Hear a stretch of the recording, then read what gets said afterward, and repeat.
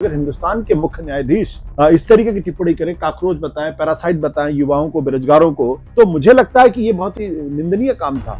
इस सरकार को लेकर जो लोगों के मन में भय था, वो भय खत्म हो गया। लोग डरते थे, सड़क पे लोग मोदी जी के बारे में एक शब्द कहने से डरते थे, बड़े बड़े पत्रकार उनका नाम लेने से डरते थे, सरकार की आलोचना करने से डरते थे, अमित शाह के बारे में बात करने से डरते थे। इस आंदोलन ने उस डर को, उस भय को पूरी तरीके से खत्म कर दिया और ये इस सरकार की सबसे बड़ी हार है। जिस बेशर्मी के साथ, और माफ करिएगा मैं इन शब्दों का इस्तेमाल करूं, जिस बेशर्मी के साथ बड़े बड़े पत्रकार जो अपने को पत्रकार कहते हैं, बड़े बड़े संपादक जो अपने को संपादक कहते हैं, वो सरकार के साथ मजबूती के साथ खड़े हुए हैं और उन सवालों को खड़ा कर रहे हैं जो सरकार से पूछे जाने चाहिए। वो सरकार से सवाल नहीं पूछ रहे, बल्कि ये कह रहे हैं कि देखिए पुलिस पर हमला हुआ। मतलब बच्चे क्या पुलिस पर हमला कर सकते हैं? मुझे ये कहने में कोई गुरेज नहीं है कि आज की तारीख में जो मेन स्ट्रीम मीडिया है उसकी एक तरीके से मृत्यु हो चुकी है। खासतौर टेलीविजन चैनल में तो पूरी तरीके से खत्म हो चुका है। सबसे बड़ी बात क्या है कि अभी भी उसी एरोगेंस के साथ, उसी बेशर्मी के साथ उसको जस्टिफाई करने की कोशिश की जाती है। तो व्हाट्सएप पर भी मैसेजेस आते हैं, टेलीफोन पर भी मैसेजेस आते हैं, मोबाइल पर भी मैसेजेस आते हैं। सवाल ये नहीं कि माध्यम क्या, सवाल इस बात को लेकर ये है कि उनके एजेंडे को यहाँ परस्यू किया जा रहा है और आंख बंद करके बैंक से भी मैसेज आते होंगे। मैं तो ये 2024 से बदतर स्थिति होगी, मुझे इस बारे में कोई संदेह नहीं। हाँ, अब अगर कोई दूसरा मैनेजमेंट चल रहा है जिसके आधार पे आप एक के बाद एक चुनाव जीतते जा रहे हैं, फिर तो सारे आकलन बेकार। नमस्कार, मॅक्स महाराष्ट्रामध्ये आपलं स्वागत आहे। अण्णा आंदोलन ते कॉकरोच आंदोलन हा एक मोठा काळ आणि त्यामध्ये झालेली स्थित्यंतर राजकारणात, समाजकारणात आणि आंदोलनांच्या इतिहासात हे नेमकं काय आहे, कसं आहे, हे सगळ्यांचा जवळून अभ्यास करणारे आणि राजकीय जीवन जगणारे आशुतोष आज आपल्या सोबत आहेत। आमचे संपादकही होते आणि त्यांचं पत्रकारिता, आंदोलन, राजकारण या सगळ्या अनुषंगाने या आंदोलनाबद्दलची मतं काय आहेत, कॉकरोच आंदोलनाबद्दलचं नेमकं काय, त्याचे परिणाम काय होतील, पडसाद काय उमटतील, त्याची बारीक चर्चा आपण करणार आहोत। आशुतोष जी, बहुत स्वागत है मैक्स महाराष्ट्र में। बहुत बहुत स्वागत है आपका भी रवि, और इतने दिनों के बाद मिलने के लिए तो बहुत सालों खुशी की बात, बिल्कुल बहुत सालों के। पूरा देश सुनता था आपका नमस्ते मैं हूँ आशुतोष और वो जो स्टूडियो की गूंज थी, उसके बाद आप अन्ना आंदोलन के साथ जुड़े। अन्ना आंदोलन तो हमने फील्ड पे से भी कवर किया। आपको क्या लगता है कि जो ये कॉकरोच आ गए सारे सड़कों पे, उस वक्त का माहौल, अन्ना आंदोलन का माहौल, इसमें क्या मूलभूत जिसे हमको बेसिक डिफरेंस आपको क्या दिखता है? देखो रवि, सबसे पहले तो बहुत बहुत शुक्रिया आपका, आपने अपने कार्यक्रम में मुझे बुलाया है। महत्वपूर्ण सवाल इस बात को लेकर ये है कि अन्ना का आंदोलन, उसका एक चेहरा बहुत साफ था, यानी अन्ना हजारे उसके चेहरे थे और पूरे देश को उनकी चिंता थी।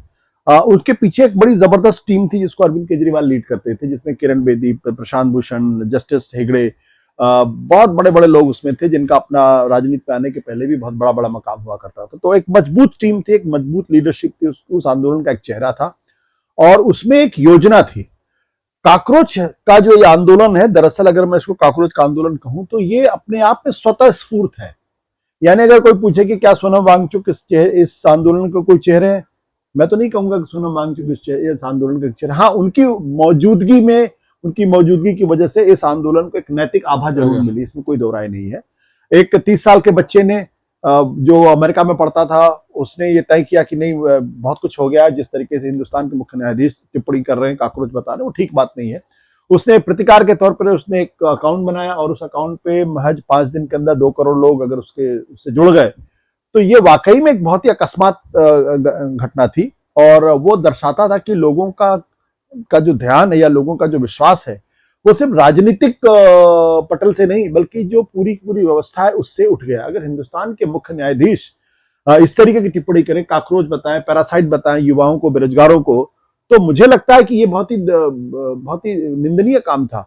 और मैं तो ये उम्मीद कर रहा था कि मुख्य न्यायाधीश महोदय सामने आते और वो देश से इसके लिए माफी मांगते। खैर उन्होंने माफी तो नहीं मांगी, लेकिन सुनने से भी इनकार कर दिया। लेकिन उन्होंने कम से कम इतना तो कहा कि मेरे बयान को गलत समझा गया, मेरा ये कहने का मकसद नहीं था। और अब दोबारा जब लोग उनके पास गए किस आंदोलन से जुड़ने के से जुड़े हुए कि आप उसकी सुनवाई करिए जिस तरीके से मारते, मेरे पास तो वक्त भी नहीं कि मैं ये वीडियो देखूं, ये भी एक अपने तरीके का एक बयान। खैर छोड़िए उस पर। प्रश्न इस बात को लेकर यह है कि इस सरकार को लेकर जो लोगों के मन में भय था, वो भय खत्म हो गया है।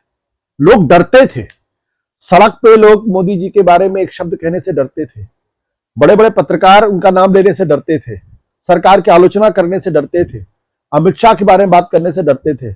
इस आंदोलन ने उस डर को, उस भय को पूरी तरीके से खत्म कर दिया, पूरी तरीके से खत्म कर दिया।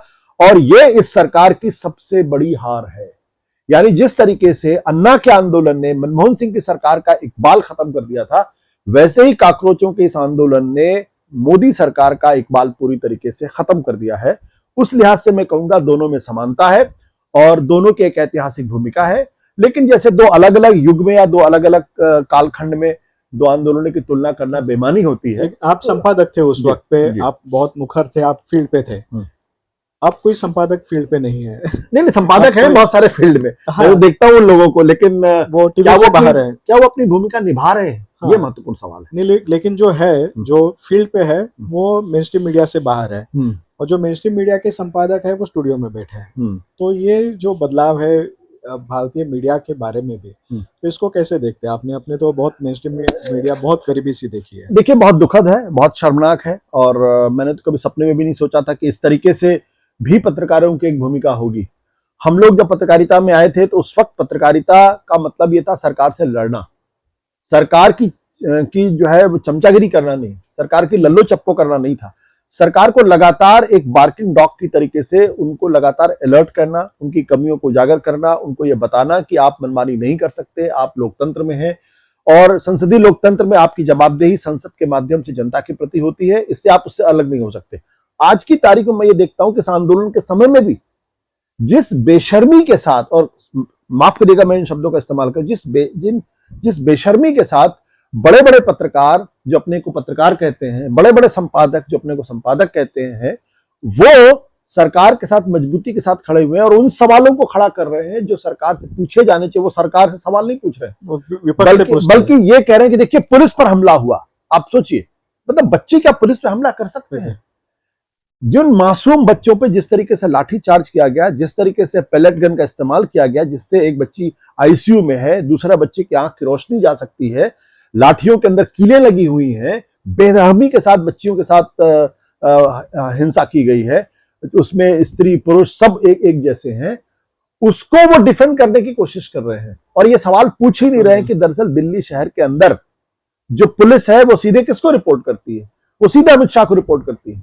तो अगर इतना बड़ा अगर इतनी बड़ी हिंसा अगर यहां हुई तो उसके लिए कौन जिम्मेदार है? सीधा अमित शाह जिम्मेदार है। सीधा अमित शाह का इस्तीफा मांगना चाहिए। वो पुलिस की बात कहकर निकल जाते हैं, ना अमित शाह से कोई सवाल पूछा जा रहा, ना देश के प्रधानमंत्री से कोई सवाल पूछा जा रहा। क्या इस देश के अंदर धर्मेंद्र प्रधान जो है वो इतने ताकतवर हो गए कि बिना प्रधानमंत्री की राय मशवरे के वो कोई बड़ा फैसला कर सकते हैं? जबकि सरकार के अंदर सारे के सारे वही रोबोट्स हैं, सब रोबोट्स हैं, किसी की कोई हैसियत नहीं। जो सॉफ्टवेयर फिट किया जाता है उसी सॉफ्टवेयर काम पुलिस तो सरकार को रिपोर्ट करती है, लेकिन मीडिया किसको रिपोर्ट करती है? आपने तो दिल्ली की मीडिया भी अब केंद्र सरकार को ही रिपोर्ट करती है। तो कैसे चलता है इसका वर्किंग? मतलब आप नोएडा, हम इसको हेट फैक्ट्रीज ऑफ इंडिया कह रहे हैं, तो नोएडा की सारी मीडिया का फंक्शनिंग वर्किंग कैसे है? आप तो सारे टीवी चैनल पे जाते हैं। जब संपादक अपनी भूमिका निभाना बंद कर दे, जब उनका संपादक उनके दफ्तर में ना बैठ के बल्कि प्रधानमंत्री कार्यालय में बैठने लगे, जब वो ये तय करने लगे किन विषयों पे चर्चा होगी, कौन सी खबरें उठाई जाएंगी, कौन सी खबरें नहीं उठाई जाएंगी, विपक्ष से सवाल पूछे जाएंगे, सरकार से सवाल नहीं पूछे जाएंगे, और ऐसे लोगों की वहां नियुक्तियां होंगी जो सरकार की सहमति से वहां संपादक या एंकर बनते हैं, तो फिर यही होगा। मुझे ये कहने में कोई गुरेज नहीं है कि आज की तारीख में जो मेन स्ट्रीम मीडिया है उसकी एक तरीके से मृत्यु हो चुकी है। खासतौर टेलीविजन चैनल में तो पूरी तरीके से खत्म हो चुका है। और सबसे बड़ी बात क्या है कि अभी भी उसी एरोगेंस के साथ, उसी बेशर्मी के साथ उसको जस्टिफाई करने की कोशिश की जाती है। इसमें भी कुछ बहुत बहुत अच्छे लोग हैं, मैं ये नहीं कहता हूं, मैं सबको एक उससे नहीं करता हूं। हमारे बहुत अच्छे दोस्त लोग हैं जिन लोगों ने, आप भी जानते हैं, हमारे साथ काम किया, जिन लोगों ने हमें एक संगठन में, वो आज भी मजबूती के साथ अपनी आवाज उठा रहे हैं। लेकिन ये सब लोग बहुत माइनॉरिटी में है। मेजॉरिटी उन लोगों की है जो सिर्फ सुबह से शाम तक सरकार का गुणगान करते हैं और विचारधारा की अफीम खा के बैठे हुए हैं, धर्म की अफीम खा के बैठे हुए हैं। और वो देश का नुकसान कर रहे हैं। इनको व्हाट्सएप पे मैसेजेस आते हैं जो कि हम सुनते हैं, और बहुत सारे रीजनल मीडिया में भी इसको बहुत बार रिपोर्ट किया जा चुका है कि संपादकों के व्हाट्सएप ग्रुप्स है, उसमें सरकार की तरफ से बयान आता है या फिर एजेंडा आता है कि यही आपको करना है। तो क्या ये अभी भी हो रहा है? देखिए, व्हाट्सएप ग्रुप तो था, मैंने तो देखा नहीं है, लेकिन जितना मैं इन लोगों से इंटरेक्ट करता हूं तो व्हाट्सएप के माध्यम से संपर्क होता है, लेकिन इसके अलावा डायरेक्ट फोन कॉल्स भी आते हैं। और सबसे बड़ी बात क्या है ना कि इनकी एक सहमति है। देखिए, बिना सहमति के आप मेरे ऊपर दबाव डाल सकते हैं, लेकिन उस दबाव को मानना न मानना मेरे ऊपर निर्भर करता है। तो एक तरीके की सहमति है, और ऐसे लोगों की बड़े बड़े पदों पर नियुक्तियां की जा रही हैं जो दरअसल जिनके बारे में एक तरीके से कहेंगे सरकार क्लियरेंस दे रही है। ये बिना उसके नहीं हो सकता। तो व्हाट्सएप पर भी मैसेजेस आते हैं, टेलीफोन पर भी मैसेजेस आते हैं, मोबाइल पर भी मैसेजेस आते हैं। सवाल ये नहीं कि माध्यम क्या, सवाल इस बात को लेकर ये है कि उनके एजेंडे को यहाँ परस्यू किया जा रहा है और आंख बंद करके परस्यू किया जा रहा है। बैंक से भी मैसेज आते होंगे। मैं तो ये हाँ, एक तो बात हमने देखी है कि मीडिया प्रो गवर्नमेंट है, लेकिन लगातार उसके बावजूद भी मीडिया की टीआरपी भी घट रही है, आमदनी घट रही है। जिनके बैलेंस शीट्स मैंने देखे हैं सारे, ऑलमोस्ट सारे चैनल्स के लगातार घाटा कर रहे हैं। इसके बावजूद ये एजेंडा पुश क्यों किया जा रहा है? क्या ये नंबर 2 की कमाई जिसको बोलते हैं उससे चल रही है मीडिया, या फिर कोई दबाव है, दहशत है, या मालिक बिक चुके हैं? एंकर्स के फेस तो हम सब देखते हैं। सब चीजों का मिला जुला स्वरूप है। ज्यादातर तो डरे हुए हैं, खौफ में है। और खौफ में यह कि अब जैसे देखिए, एक इतनी बड़ी अंतर्राष्ट्रीय संस्था थी एनडीटीवी, आपने देखा क्या हुआ वहां। तो जब प्रणव राय के साथ ऐसा हो सकता है तो किसी के साथ भी ऐसा हो सकता है। मुझे लगता है कि उसको एक उदाहरण के तौर पर पेश किया गया कि अगर आप हमारी लाइन को नहीं टो करेंगे या हमारे साथ नहीं होंगे तो देखिए क्या हम लोग क्या कर सकते हैं। और बाद में क्या हुआ, क्या क्या आरोप नहीं लगे, ईडी के छापे उनके ऊपर पड़े, उनको विदेश यात्रा करने नहीं दिया, उनके खिलाफ रेड कॉर्नर नोटिस दिया गया, उनके खिलाफ सीबीआई के मामले थे, उनके खिलाफ इनकम टैक्स के मामले थे, सारे मामलों में बरी हो गए। लेकिन सबको मालूम था फर्जी केसेस चल रहे। लेकिन उसका मैसेज क्या था? मैसेज ये था कि अगर हम प्रणव राय को नहीं छोड़ेंगे तो आप लोग क्या चीज है। तो डरे, ज्यादातर डरे हुए हैं, मैक्सिमम डरे हुए हैं। कुछ ऐसे भी हैं, अखबारों में भी ऐसे हैं, टेलीविजन चैनल पे भी ऐसे हैं, कुछ ऐसे रिपोर्टर्स भी हैं, कुछ ऐसे एंकर्स भी हैं जो दरअसल इस विचारधारा से पूरी तरीके से सहमत हैं। तो वो विचारधारा में अंधे होकर इस तरीके से काम कर रहे हैं। मेरा प्रश्न इसी बात को लेकर यह है कि आपकी कोई भी विचारधारा हो सकती है, आप साम्यवादी हो सकते हैं, आप कांग्रेसवादी हो सकते हैं, भाजपाई, कोई भी विचारधारा आपकी हो सकती है। दुनिया में कोई, हर आदमी की, मेरी भी विचारधारा, आपकी भी विचारधारा, लेकिन क्या उस विचारधारा में आप इतने अंधे हो जाएंगे कि आप तथ्यों को इग्नोर करने लगेंगे, सरकार की खामियों को उजागर नहीं करेंगे, सरकार की आलोचना नहीं करेंगे, धर्म विशेष के लोगों को टारगेट करेंगे, उनके खिलाफ नफरत का वातावरण पैदा करेंगे? क्या आप ये करेंगे? अगर ये कर रहे तो आप पत्रकार नहीं है, फिर तो आप ठीक है, आप कार्ड होल्डर बन जाइए और फिर उनकी पार्टी ज्वाइन कर लिए, उनके साथ रहिए, मीडिया मैंने क्या कर। लेकिन ये सब एक योजना के तहत होता है, अपने लोगों को मीडिया के हाउसेज में या हर जगह पर प्लांट करना, ताकि वो जो भाषा बोलते हैं वो भाषा वहां बोली जाए।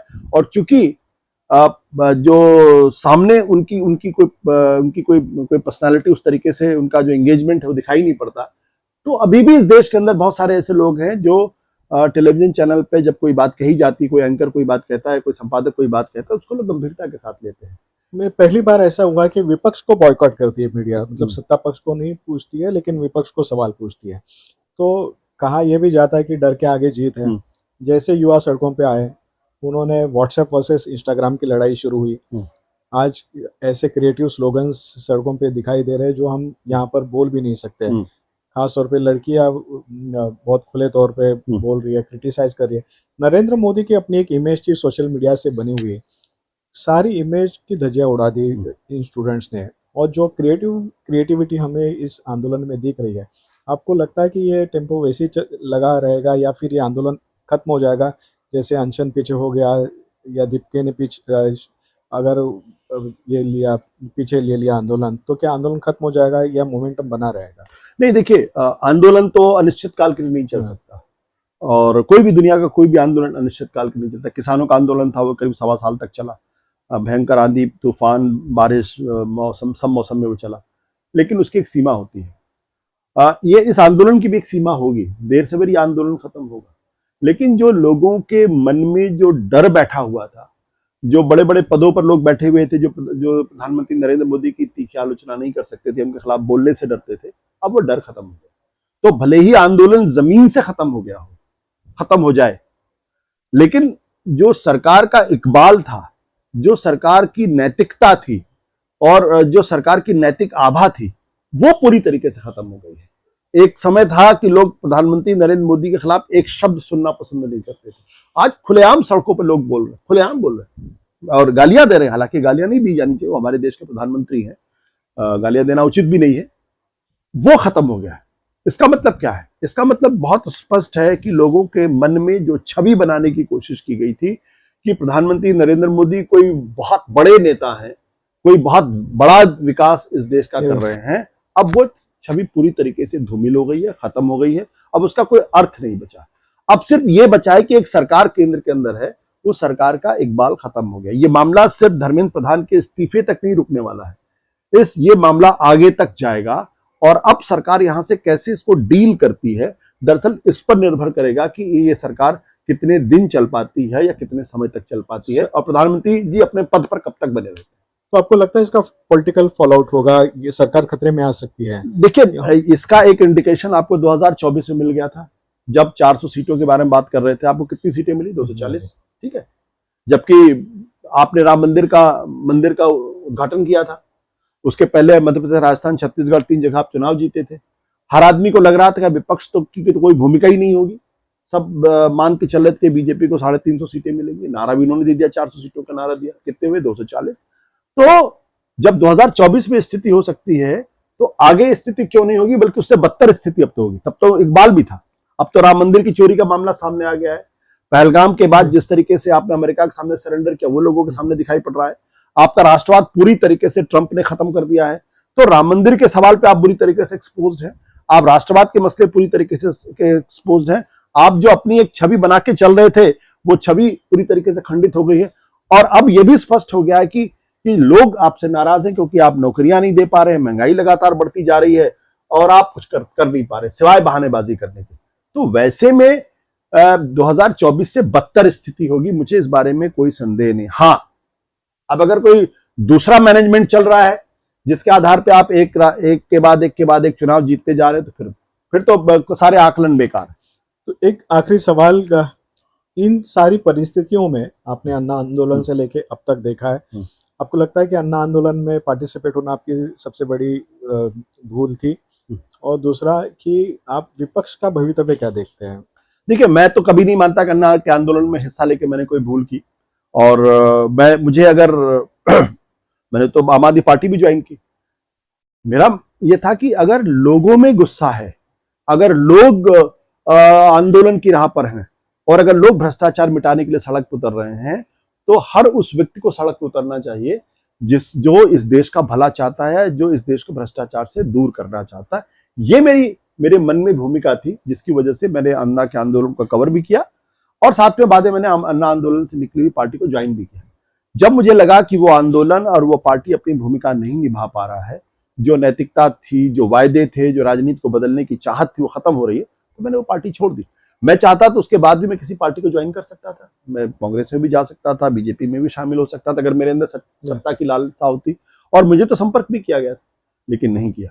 तो आज भी ये जो आंदोलन है, ये आंदोलन आगे कितना जाएगा अभी थोड़ा सा कहना मुश्किल है। क्या स्वरूप लेगा अभी थोड़ा सा कहना मुश्किल है, इसका क्या असर होगा ये कहना थोड़ा सा मुश्किल है। लेकिन विपक्ष को इस आंदोलन को अब विपक्ष को लेना पड़ेगा, विपक्ष को एकजुट होना पड़ेगा।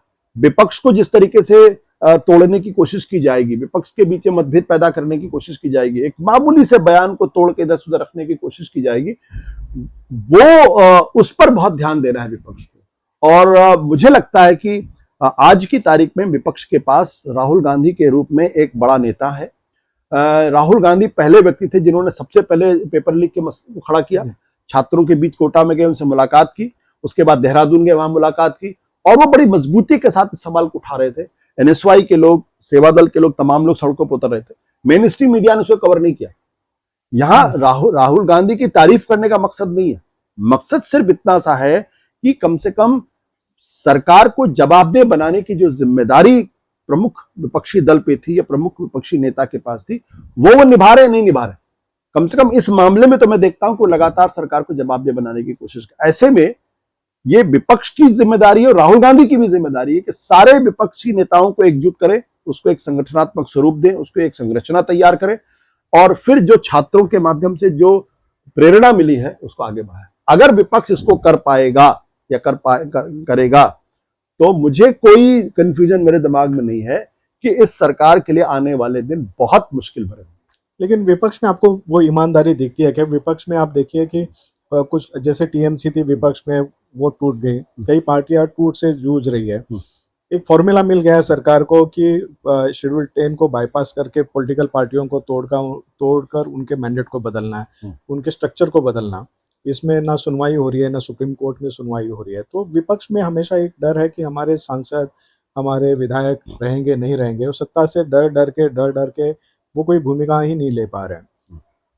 कांग्रेस के पास में वो स्पेस है। आपको लगता है कि एक डर ये भी बताया जा रहा था कि कई कॉकरोच आंदोलन की वजह से कांग्रेस की वो स्पेस ना चली जाए विपक्ष के, जैसे आपकी वजह से कांग्रेस की विपक्ष की स्पेस हमेशा जाती रही। तो आपको लगता है कि ये आंदोलन भी उसी मोड़ पे जा सकता है कि जिससे कांग्रेस की अपनी विपक्ष की भूमिका भी खतरे में आ जाए? देखिए, सबसे बड़ी बात क्या है, कितना बड़ा आंदोलन खड़ा हुआ है, इसका मतलब सरकार के खिलाफ नाराजगी थी, ठीक है ना। तो सबसे महत्वपूर्ण सवाल है कि नाराजगी थी, नाराजगी है। इस नाराजगी को लोगों ने सड़क पे उसका एक्सप्रेशन दिया, एक आवाज बनी, प्रस्फुटन हुआ उसका। अब यहां से विपक्ष की भूमिका शुरू हो जाती है कि विपक्ष इस आवाज को कितना बुलंद कर सकता है।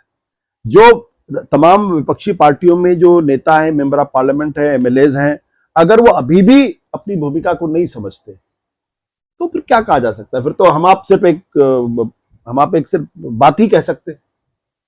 क्या आपको लगता है कि जो लोग तृणमूल कांग्रेस छोड़ के गए इनका कोई राजनीतिक अस्तित्व बचेगा? मुझे तो नहीं दिखाई पड़ता। ममता बनर्जी ने 2 दिन पहले वहां सभा की सबसे ज्यादा भीड़ उनके यहाँ इकट्ठी हुई, बाकी की जिन लोगों ने करने की कोशिश की भीड़ ही इकट्ठा नहीं। तो सब जानते हैं कि ये बिके हुए लोग हैं, ये गद्दार लोग हैं और ये ट्रेटर्स हैं। अगर इनके अंदर हिम्मत होती तो अपनी पार्टी से इस्तीफा देते, इस्तीफा देने के बाद बीजेपी के ज्वाइन करते, बीजेपी के टिकट पर चुनाव लड़ते, फिर वापस आते। तो सब व्यक्ति इस बात को समझते हैं। ऐसे में प्रश्न बहुत आपका समीचीन प्रश्न है कि विपक्ष और या ये राजनीतिक पार्टियां हैं, क्या ये बच भी पाएंगी या नहीं बच पाएंगी, और ऐसे में क्या वो अपनी भूमिका निभा भी पाएंगे, नहीं निभा पाएंगे। मुझे लगता है कि इस आंदोलन के बाद अगर सरकार को अपना जमीर और अपना इकबाल अगर बचा के रखना है तो पार्टी तोड़ने वाली भूमिका को फौरन खत्म करना पड़ेगा, क्योंकि इसको कोई स्वीकार नहीं कर। हर आदमी जानता है कि ये जो है धोखे से किया गया है या पैसे से किया गया है या दबाव डाल के किया गया है। कोई इन जो नेता इधर उधर गए हैं उनको कोई इज्जत नहीं देता। तो लेकिन विपक्ष को भी कोशिश करनी पड़े। ऐसा नहीं कि आंदोलन खत्म हो गया और आप अपने घरों बैठ गए, आपको लगा अब तो हम जीत ही जाएंगे। अखिलेश यादव को अगर उत्तर प्रदेश के चुनाव जीतना है तो फिर इस आंदोलन को आगे लेके जाना पड़ेगा, इस आंदोलन को सुनामी में कन्वर्ट करना पड़ेगा। राहुल गांधी को पूरे देश में जाना पड़ेगा, छात्रों से मिलना पड़ेगा, लोगों से मिलना पड़ेगा, लाठियां डंडा खाना पड़ेगा। और मैं ये आज से नहीं, मैं पिछले कई सालों से कह रहा हूं कि जब तक विपक्ष लाठी डंडा नहीं खाएगा, जब तक उनके सिर पर पट्टियां नहीं बंधेंगी, जब तक उनको स्ट्रेचर पर नहीं ले जाया जाएगा, तब तक आप इस सरकार से नहीं लड़ सकते। क्योंकि ये सरकार ने एक ऐसा तंत्र बना दिया है जहां आपको अदालतों से भी न्याय नहीं मिलेगा और आपको कोई संस्था आपकी मदद करने के लिए नहीं आएगी। सिर्फ जनता है जो आपकी मदद करेगी। और एक अनजान से लड़के ने दिखा दिया, जब वो बॉस्टन छोड़ के यहां आया तो आंदोलन खड़ा हो गया। ये काम तो विपक्ष भी कर सकता था, शायद नहीं कर पाया, लेकिन अब तो करना चाहिए उसको। बिल्कुल सही है कि सड़क अब खामोश नहीं है, लेकिन संसद आवारा दिख रही है। तो मुझे लगता है कि आगे वाले दिनों में विपक्ष की अपनी भूमिका होगी, लोगों की भी भूमिका होगी। इस बातचीत के लिए बहुत बहुत धन्यवाद सर। धन्यवाद।